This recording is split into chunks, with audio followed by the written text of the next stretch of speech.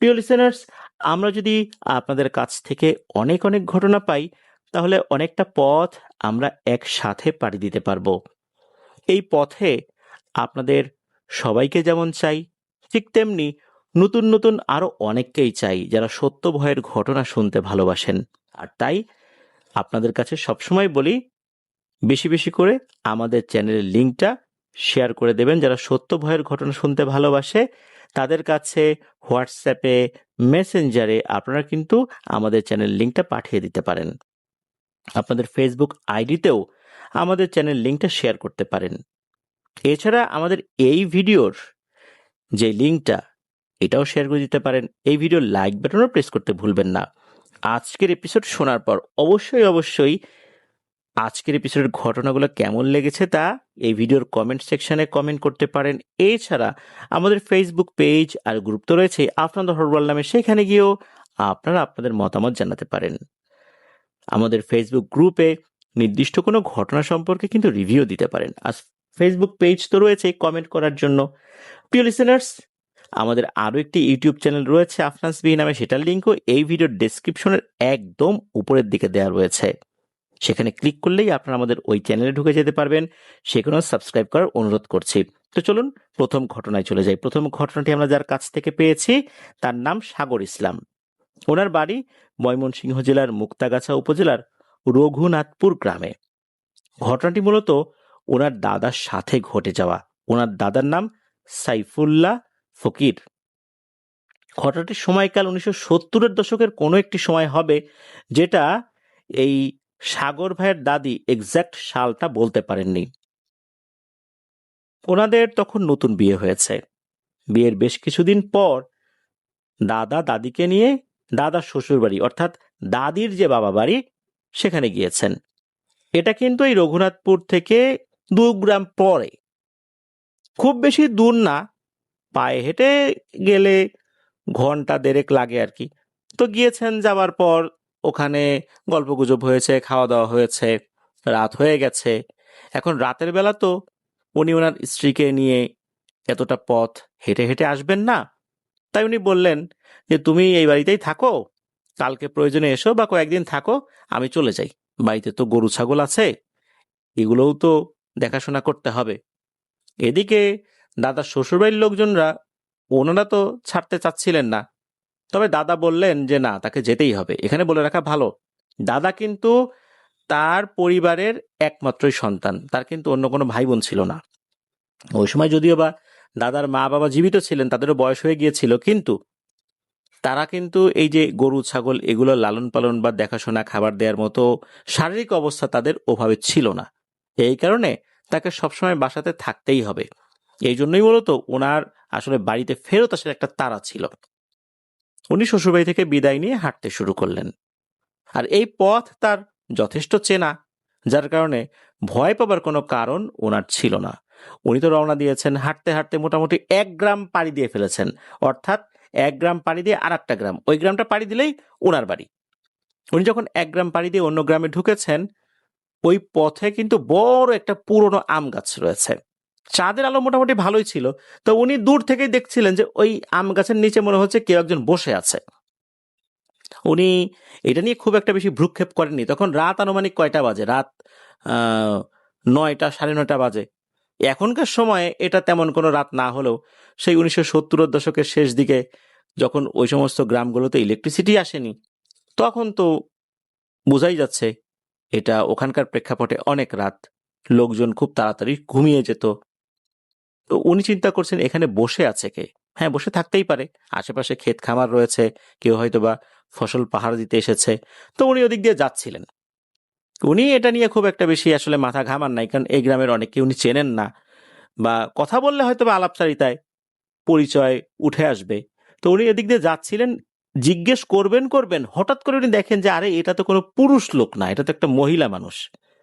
আর তার পরনে বিয়ের শাড়ি, বিয়ের সাজ বলে মনে হচ্ছে, মাথায় ঘোমটা দেয়া, হাতে গহনাও রয়েছে, চাঁদের আলোতে চকচক করছে, দেখেই বোঝা যাচ্ছে।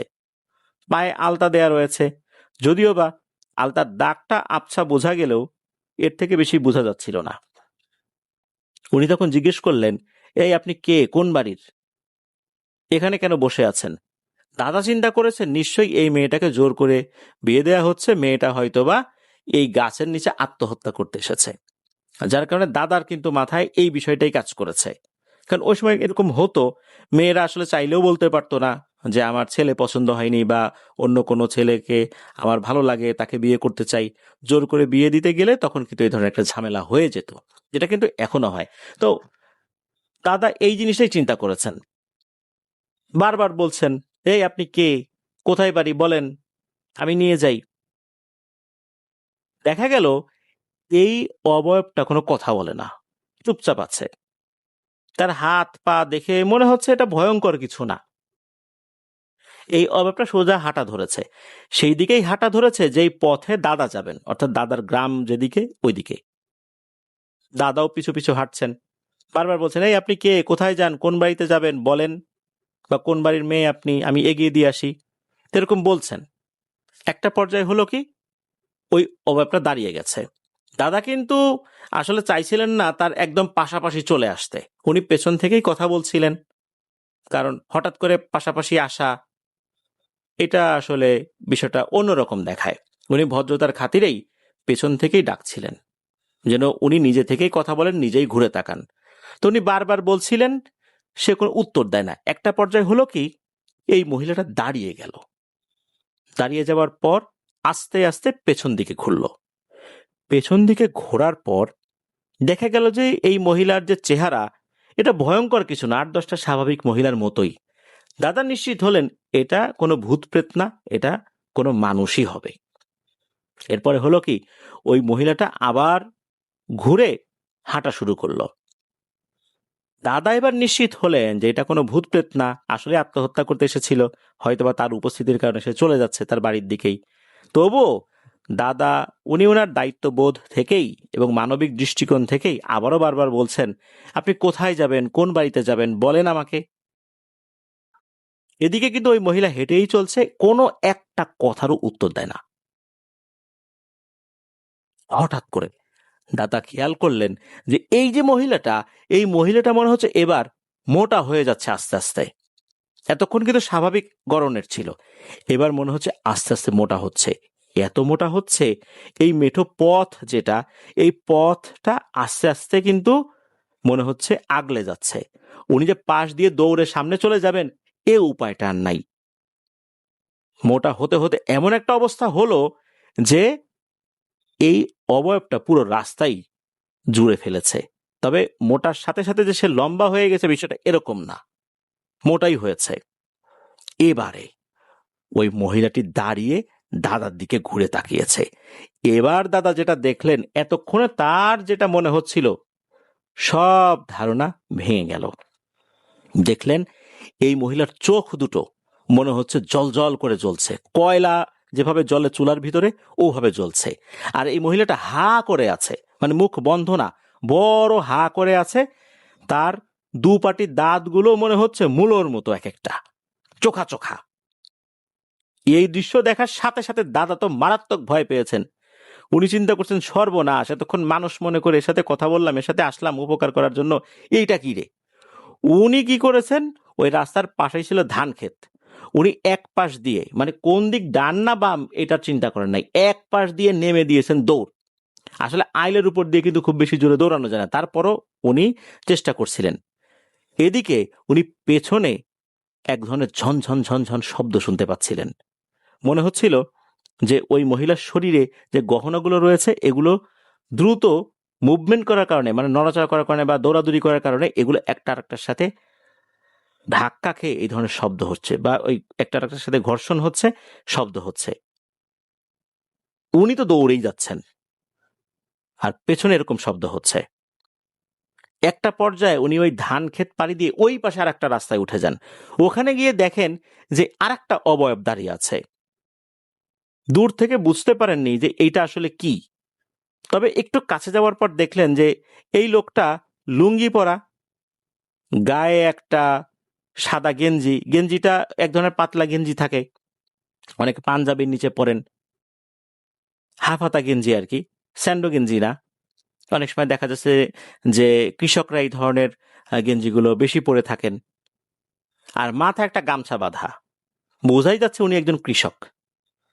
তখন দাদা চিন্তা করলেন যে এই পাশে হয়তো তার কৃষি জমি রয়েছে, সেচ কাজ অথবা অন্য কোনো কাজে উনি এসেছিলেন বা পাহারা দেওয়ার জন্য এসেছিলেন। উনি বলছেন যে ভাই, এই পিছনে না এরকম একটা জিনিস দেখছি, আমাকে ধাওয়া করেছে, আমাকে একটু উপকার করবেন। তখন ওই লোকটা কোনো কথা বলে না, ওই লোকটা হাত দিয়ে ইশারা দিয়ে বলছে যে আসেন আমার সাথে। কথা বলে নাই কিন্তু। ওই লোকটা যেদিকে হেঁটে যাচ্ছে দাদাও কিন্তু হেঁটে যাচ্ছে। দাদা কিন্তু জানেন না উনি আসলে কোন রাস্তায় আছেন, রাতের বেলা তো এলোমেলো দৌড়েছেন। দাদা পিছন থেকে বারবার বলছেন, ও ভাই ও ভাই, আমাকে কোন দিকে নিয়ে যাচ্ছেন, বারবার ডাকছেন। একটা পর্যায়ে ওই লোকটা দাঁড়িয়ে বলছেন, খুব ভদ্রভাবে বলছেন, দেখুন আমাকে আর একটি বারের জন্য ডাক দিবেন না, একটি বারের জন্যও না।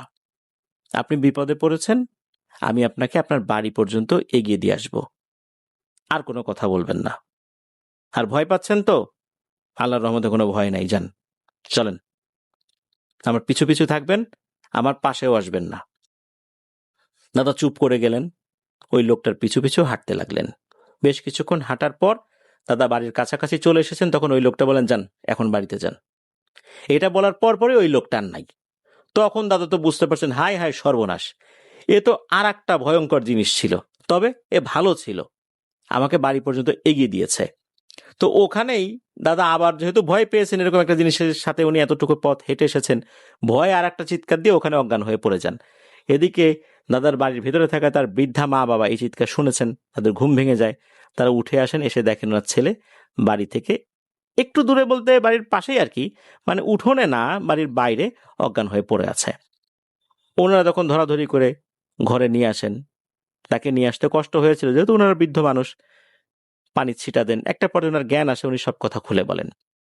তবে এই ঘটনার প্রেক্ষাপটে দাদা যে অসুস্থ হয়েছিলেন বা উনি কোনো হুজুর কবিরাজের কাছে গিয়েছিলেন ঝাড়ফুঁক করানোর জন্য, বিষয়টা কিন্তু এরকম না। তবে বোঝাই যাচ্ছে, এবং গ্রামের মানুষজন যখন এই বিষয়টা জানে, তখন ওরা বললেন যে ওই আম গাছের নিচ দিয়ে আসতে গেলে অনেক সময় এই ধরনের কিছু জিনিস দেখা যায়, আর তুমি যেটা দেখেছিলে এটা উপকারী কিছু ছিল, তোমাকে বাড়ি পর্যন্ত এগিয়ে দিয়েছে, তা না হলে ওই জিনিসটা তোমাকে ধরতো। নিশ্চয়ই ওর সীমানা শেষ হয়ে গেছে, আর ও এর সীমানায় চলে এসেছে, যার কারণে তোমাকে আর ধরার সাহস করেনি। হয়তোবা তোমার বাড়ি পর্যন্ত আসার চেষ্টা করতো, কিন্তু এর সাথে থাকার কারণে তোমাকে আর কোনো ক্ষতি করার সুযোগই পাইনি। আল্লাহর কাছে শুকরিয়া আদায় করো। প্রিয় লিসেনার্স, এই ঘটনার মধ্যে কিন্তু যে দুটো অবয়বের কথা আমরা শুনলাম, একটি কিন্তু ক্ষতি করার উদ্দেশ্যে এসেছিল, ক্ষতি করার উদ্দেশ্যেই ওই জায়গায় অবস্থান নিয়েছিল।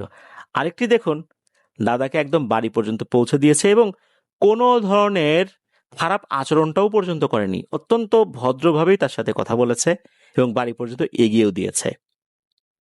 আসলে জিনেদের মধ্যে ভালো খারাপ তো অবশ্যই রয়েছে, মানুষের মধ্যেও যেমন ভালো খারাপ রয়েছে, জিনেদের মধ্যেও রয়েছে। অনেকেই মানুষের ক্ষতি করার চেষ্টা করে, অনেকেই তাদের ক্ষতি থেকে আবার মানুষকে রক্ষা করার চেষ্টা করে। তারা মনে করে মানুষকে যদি এই ক্ষতি থেকে রক্ষা করি, আমরাও সওয়াবের ভাগিদার হব, আমরাও সওয়াব পাবো আল্লাহ তাআলার কাছে। এইটার একটা প্রতিদান ইনশাল্লাহ হাসরের মাঠে অবশ্যই পাবো। তারাও কিন্তু এভাবেই মানুষের উপকার করার জন্য মুখিয়ে থাকেন অনেকেই। আল্লাহ তাদের প্রচেষ্টাকে কবুল করুন, আমাদেরকেও বিপদ আপদ থেকে রক্ষা করুন। প্রিয় লিসেনার্স, চলুন চলে যাব আমাদের এবারের শনির রাতের ৭৪তম এপিসোডের দ্বিতীয় এবং শেষ ঘটনায়।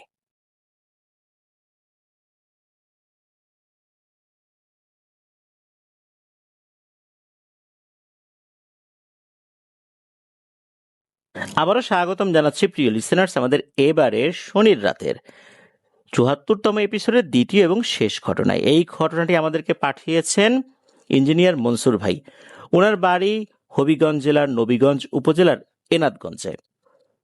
উনি জানিয়েছেন যে এই ঘটনাটি ওনার আর এক বন্ধু, যিনিও পেশায় একজন ইঞ্জিনিয়ার, যার নাম হচ্ছে আমজাদ, তার সাথে ঘটেছিল। এই যে আমজাদ ভাই, উনি মধ্যপ্রাচ্যের একটি দেশে কর্মরত ছিলেন। কোন দেশ এটা অবশ্য ইঞ্জিনিয়ার মনসুর ভাই বলতে চাননি সঙ্গত কারণেই, তো আমরাও বলতে পারছি না। উনি যেই কোম্পানিতে কর্মরত ছিলেন, সেই কোম্পানির কাজেই বিভিন্ন জায়গায় ওনাকে যেতে হতো। এমন একটি জায়গায় উনি গিয়েছিলেন মধ্যপ্রাচ্যে যে রাস্তাঘাটগুলো রয়েছে আশেপাশে মরুভূমি, পাহাড় দেখা যায়। আর বাংলাদেশে যেরকম পাহাড়গুলো আমরা দেখি অনেক গাছপালা, সবুজ শ্যামল, মেঘ জমে থাকে, মধ্যপ্রাচ্যের পাহাড়গুলোতে কিন্তু এমনটা দেখা যায় না। বেশ রুক্ষ, শুষ্ক, কেমন যেন দেখা যায়। তবে রাতের যেই চাঁদের আলো, তখন কিন্তু এটা সৌন্দর্য অন্যরকম। যারা ওখানে আছেন তারা জানেন আর কি। তো যাই হোক, উনি ওখানকার কাজ শেষ করে রাত আনুমানিক 1টা কি 2টোর দিকে বের হয়েছেন। ফজরের আগেই উনি ওনার জায়গায় পৌঁছে যাবেন এরকম একটা পরিকল্পনা। ওখানে যে রাস্তাঘাটগুলো এগুলো কিন্তু খুব উন্নত। গাড়ির স্পিড কিন্তু দেখা যাচ্ছে যে 100-র উপরে থাকে, 100-150 এরকম। 100-র নিচে সাধারণত আসলে কেউ চালাতেই চায় না ওখানকার যে রাস্তাঘাট বা যেই সিস্টেমটা আর কি। এই জন্য ওখানে এমনিতেই অটো স্পিড বেশি হয়ে যায়। তো উনি চালাচ্ছিলেন। একটি জায়গায় এসে আসলে রাস্তাটা এমন ছিল কেমন যেন একটু বেশ পাহাড়ি রাস্তার মতো, একটু উঁচু আছে, সেখানে কিন্তু এতটা স্পিডে চালানো যাচ্ছিল না। হঠাৎ করে দেখতে পেলেন যে অ্যারাবিয়ান পুরুষরা যেই ধরনের জুব্বা পরে এরকম একটা ড্রেস পরা আর একজন মহিলা যিনি বোরখা পরা হাত ইশারা করে ওনাকে থামতে বলছেন। তো উনি থামালেন, গাড়ি কাছ নামালেন।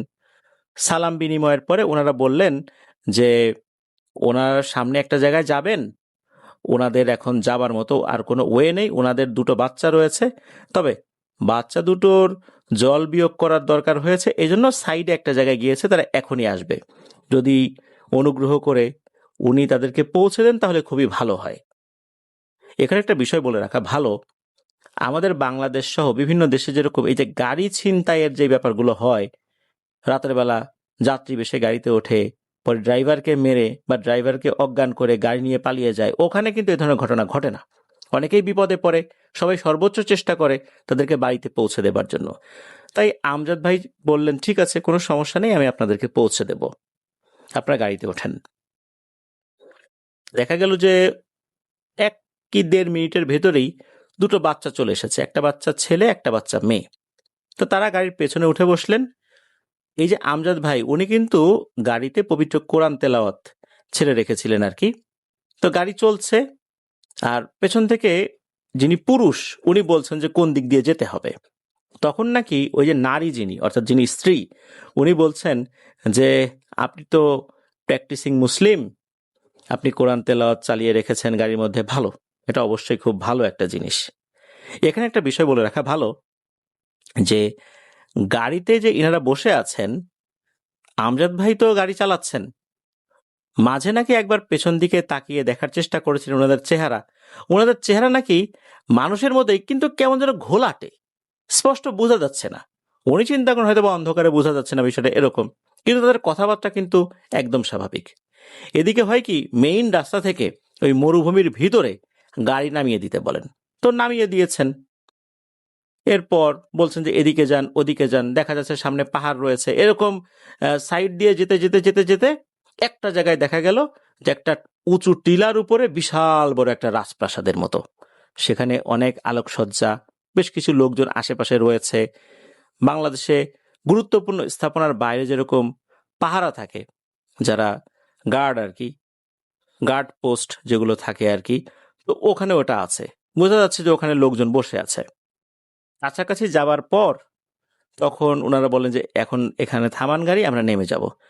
4জনই নামলেন। নামার পর দেখা যাচ্ছে ওই যে পুরুষ যে উনি খুব একটা কথা বলছেন না, ওই বোরকা পরা যিনি নারী উনি বলছেন যে আপনি তো আসছেন, আসেন ভেতরে আসেন, আপনি তো আমাদের অতিথি, একটু মেহমানদারি করাই। তখন নাকি আমজাদ ভাই বলেছেন, না আমার তো যেতে হবে দূরে, আপনাদেরকে উপকার করতে পেরেছি এটাই বেশি, আমি চলে যাই। তখন বলে যে না না, এভাবে গেলে কি হয়, একটু পানি তো খেয়ে যান।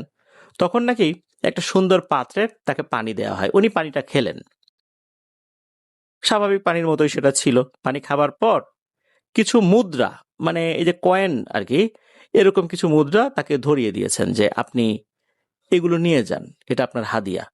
তখন আমজাদ ভাই বলছেন যে না না না, আমি এটা তো নিতেই পারবো না, আমি তো উপকার করেছি, আমি তো কোনো প্রফেশনাল ড্রাইভার না যে আপনাদেরকে যাত্রী মনে করে নিয়ে এসে আমি টাকা নিব, এটা দিয়ে আমাকে লজ্জা দেবেন না, আমি এটা নিতে পারবো না। তারপরও নাকি ওই মহিলা জোর করেই বেশ কিছু কয়েন দিয়ে দেয়। উনি আর কয় টাকা কি কি আশয় বিষয় এগুলো আসলে দেখেনি নাই। উনি গাড়ির একটা পাশে রেখে দেন। গাড়ির দেখা যাচ্ছে যে যেখানে একটা জায়গা থাকে ফাঁকা জায়গা, ওখানে দেখা যাচ্ছে অনেকেই কিছু টাকা পয়সা, অনেক সময় টোল দেওয়ার জন্য টাকা লাগে, এরকম বিভিন্ন সময় টাকা লাগে, পাশাপাশি রেখে দেন। ওরকম জায়গায় উনি রেখে দিয়েছেন আর কি, ওটা দেখেনও নাই। এরপর উনি গাড়ি চালানো শুরু করেছেন। যখন উনি মোটামুটি বুঝতে পারলেন যে মেইন রাস্তায় চলে এসেছি, হঠাৎ করে উনি দেখেন ঠিক যেখান থেকে উনি যাত্রা শুরু করেছিলেন, অর্থাৎ ওই যে ওনার কোম্পানি যেখানে পাঠিয়েছিল, যেই অফিস থেকে উনি বের হয়েছিলেন রাতের বেলা, রাত 1টা-2টোর দিকে, মনে হচ্ছে উনি ওই জায়গাটাতে চলে এসেছেন। উনি তো ভীষণ অবাক হলেন, কি ব্যাপার, আমি এখানে কিভাবে চলে আসলাম। যাই হোক, ওখানকার একটা মসজিদে উনি ফজরের নামাজটা পড়ে এরপর উনি আবার রওনা দিয়েছেন ওনার গন্তব্যে। তো সেখানে চলে আসেন, আসলে ওনার মাথায় আসছে না ঘটনাটা কি হলো। এই ঘটনা ঘটার পর মূলত আর একটা ব্যাপার উনি কিন্তু করেছিলেন, তা হচ্ছে উনি যে ফজরের নামাজের পর উনি ওই মসজিদের কয়েকজনকে জিজ্ঞেস করেছিলেন, আচ্ছা এই যে এরকম এরকম একটা ঘটনা ঘটলো, ওইদিকে একটা বিশাল রাজপ্রাসাদ আছে। তখন ওখানকার লোকজন বললেন, না ওখানে তো কোনো রাজপ্রাসাদ নাই, আপনি যেই জায়গার কথা বলছেন এটা এখান থেকে মাত্র 4 থেকে 5 কিলোমিটার দূরে।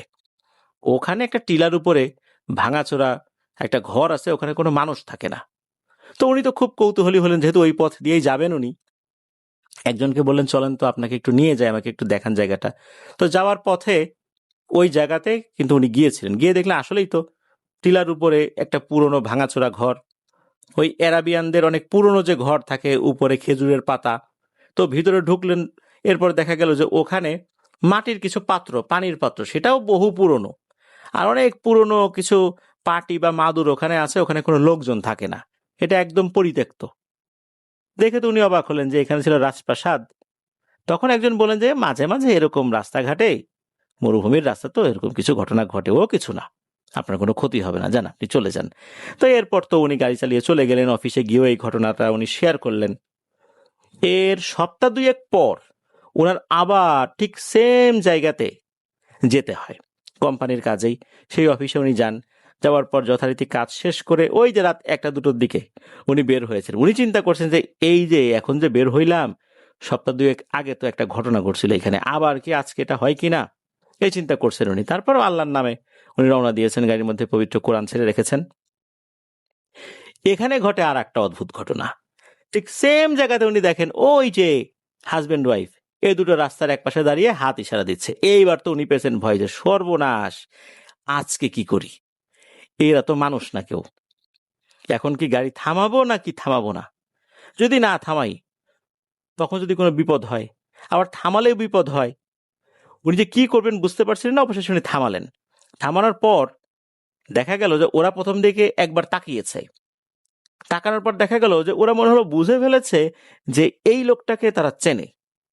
এদিকে তারা বলছে যে গাড়ির কাঁচ নামাতে, এদিকে তো আমজাদ ভাই কাঁচ নামাতেই ভয় পাচ্ছে। উনি যে পাশে একটা বাটন টিপে গাড়ির সাইডের কাঁচ নামাবেন, উনি ভয় পাচ্ছেন, না জানি কি হয়। যখন উনি চিন্তা করছেন, একটু দেরি করছিলেন, তখন বাইরে থেকে খুব কর্কশ কণ্ঠে ওই যে বোরকা পরা মহিলা, সে বলে উঠে, এই বেটা কাঁচ নামা। মানে ওখানকার যেই ধমক ধমক আর কি, যেগুলো হয় আর কি, এই বেটা কাঁচ নামা তাড়াতাড়ি। তখন কাঁচ নামানোর পর বলছে, এই কাঁচ নামাতে দেরি হলো কেন, ইশারা দিচ্ছি গাড়ি থামানো যায় না। তখন ওই আমজাদ ভাই বলতেছেন যে দেখুন, আমি আপনাদেরকে দেখে খুব ভয় পাচ্ছি। আপনারা তো 2 সপ্তাহ আগেই আমার লিফট নিয়েছিলেন, আমি তো এগিয়ে দিয়েছিলাম, পরবর্তীতে ওখানে গিয়ে দেখি যে ওইখানে একটা ভাঙাচোরা ঘর। আপনারা তো আসলে মানুষ না, তা তো বুঝতে পারছি। আপনারা আমাকে কেন বিপদে ফেলছেন, আপনারা অন্যভাবে চলে যান, আমি আমার মতো চলে যাই। উনি কিন্তু সাহস করে কথাগুলো বলছেন, যদিও বা ভয়ে উনি একদম কুঁকড়ে যাচ্ছেন, কারণ উনি যাদের সাথে কথা বলছেন তারা তো কেউ মানুষ না। তখন নাকি ওই মহিলা খেপে গিয়ে বলছে, তোর গাড়িতেই আমরা যাব। এই বলার সাথে সাথে নাকি মানে চোখের সামনে একটা ঝলকানির মতো কিছু একটা হলো। এরপরে আমজাদ ভাই দেখেন যে ওই মহিলা পুরুষ আর তার সাথে দুটো বাচ্চা। এতক্ষণ কিন্তু ওই বাচ্চা দুটোকে উনি ওইভাবে খেয়াল করেন নাই, এরা সবাই গাড়ির পেছনে বসা। তখন ওই মহিলা বলছে, হ্যাঁ সামনের দিকে তাকা, গাড়ি চালা। তখন আমজাদ ভাই বলছে, দেখেন আমাকে বিপদে ফেলেন না, আমাকে কোনো ক্ষয়ক্ষতি করেন না। তখন নাকি ওই মহিলা বলছে, এই বেটা তোর কোনো ক্ষয়ক্ষতি হবে না, তুই যা। এদিকে আমজাদ ভাই তো গাড়ি চালাতেই ভয় পাচ্ছেন, ওর শরীর জমে গেছে একদম। তখন আমজাদ ভাই অদ্ভুত একটা বিষয় অনুভব করলেন, তা হচ্ছে উনি জাস্ট শুধু ড্রাইভিং সিটে বসে আছেন, গাড়ির স্টিয়ারিং এর উপরে হাত দেয়া, গাড়ি চলতে শুরু করেছে। গাড়ি কিন্তু তখন নিউট্রাল গিয়ারে ছিল, গাড়ি চলছে। দেখা যাচ্ছে স্টিয়ারিংটা যখন ডান দিকে যাবে ডান দিকে ঘুরে যাচ্ছে, বাম দিকে যাবে বাম দিকে ঘুরে যাচ্ছে, যেখানে ব্রেক করার দরকার ব্রেক করা অটো মনে হচ্ছে হয়ে যাচ্ছে, অথচ উনি কিন্তু কোথাও কোনো পা দিচ্ছেন না। যেখানে গিয়ার চেঞ্জ করার দরকার অটো গিয়ার চেঞ্জ হয়ে যাচ্ছে। এই গাড়িটা ঠিক সেম ভাবে আবার রাস্তার একটা পাশ থেকে ওই পাহাড়ি রাস্তার মধ্যে ঢুকে গেছে, উঁচু নিচু জায়গা।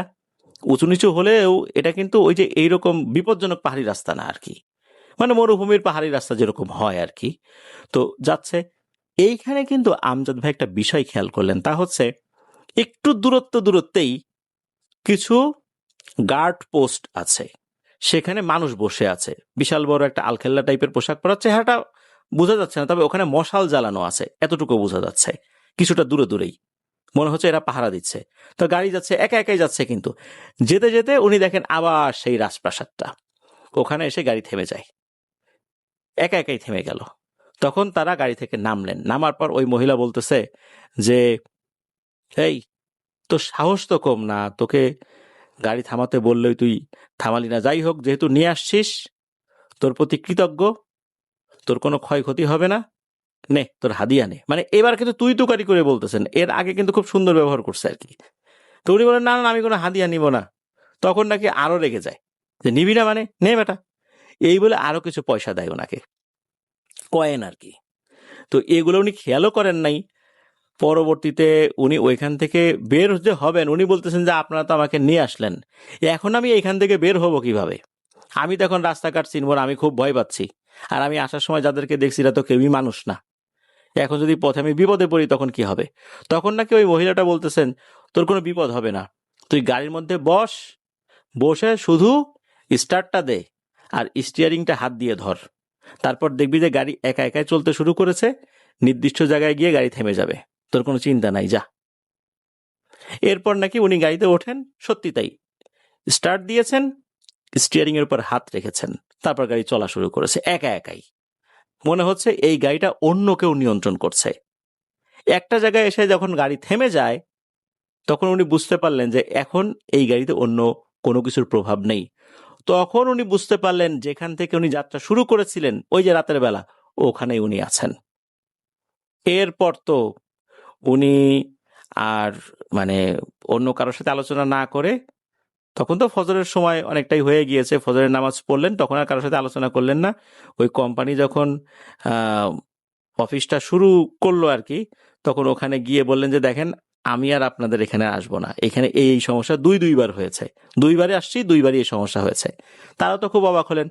এরপর উনি ওনার কোম্পানিতে ফেরত গিয়ে বললেন যে এরপরে আপনারা অন্য কাউকে ওখানে পাঠিয়েন, কোনো কাগজ পত্র নিয়ে বা কোনো কিছু দরকার থাকলে, আমি আর ওখানে যাব না, আমি খুব ভয় পেয়েছি যে দুইবার আমার সাথে এই ঘটনা ঘটেছে। এখানে একটা বিষয় বলে রাখা ভালো, যে এই যে দুইবার তাকে যে কিছু কয়েন দিল, এই কয়েনটা উনি পরবর্তীতে দেখলেন যে আরে এটা তো প্রায় ৩০০ বছর বা তারও বেশি সময় আগের প্রাচীন মুদ্রা।